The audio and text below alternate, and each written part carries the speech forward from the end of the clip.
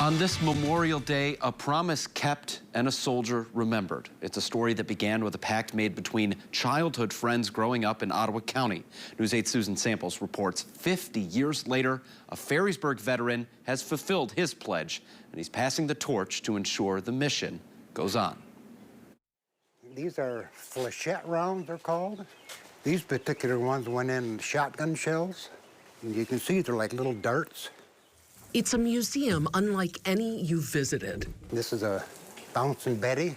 That's the anti-personnel mine that's buried in the dirt. A rolling remembrance. The tools of war, Vietnam.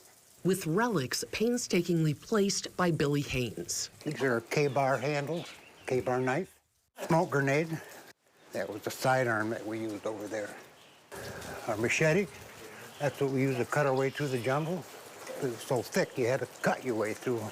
It was 1969, and Billy Haynes, a Ferrysburg native, had been drafted into the Army and sent to Vietnam. Specialist Haynes was 20 years old. Vietnam veterans didn't fight a war because they were patriotic. They fought the war to stay alive, because we didn't really know why we were there. Neither did much of America. It was an unpopular war fought in brutal conditions. We go out on patrols, be out in the jungle, just sleeping under the stars. You wrap up in a poncho liner if it's raining, and you're wet all night long from the rain, and you're wet all day long from sweating. And at night, I think, was the worst time because it's just pitch black, nothing going on, so you're thinking. And you try not to think about home because that just makes it worse. And at times you just resign yourself to thinking, I'm gonna die, and when I do, I hope it's quick. You know, I look back at it and sometimes it's like I was never there, and other times it's like I never left. More than 50 years later, Haynes helps ensure no one forgets, traveling the country displaying his motorcycle memorial.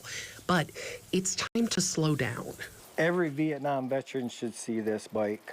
Enter First Sergeant Gerald Keene, a 36-year Army veteran who served 3 wartime deployments in Iraq, Afghanistan, Desert Storm. Keene, now retired in the Grand Haven area, recently bought Haynes' motorcycle. I've seen Vietnam veterans come and touch this bike and walk away in tears. Tears of memories, tears of joy, maybe tears of start healing, you know? It's all due to Billy Haynes right here, of his dedication. Billy Haynes and his childhood best friend, Roger E. Ward. Roger and I, when we were kids, we lived down the street from each other. We hung out all the time. And we had a little Honda 50 motorcycle. We rode that thing all year long. And they made a pact to ride post-high school, too, to buy motorcycles and travel the country. A plan delayed, though never discarded, when Ward was drafted right after high school. Then I got drafted, and the plan was, well, we'll just save up some money when we get out of the service. And he never made it back.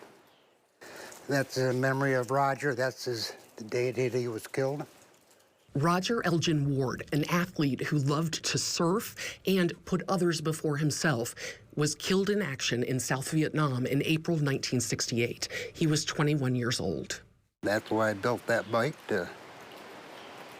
and I've got him tags and stuff with his name on it, so every time I swing my leg over that bike, I'm kind of helping to fulfill his dream.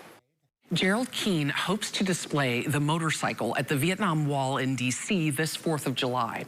If you want to help support the Memorial Motorcycles travels, you'll find a GoFundMe link inside this story at woodtv.com.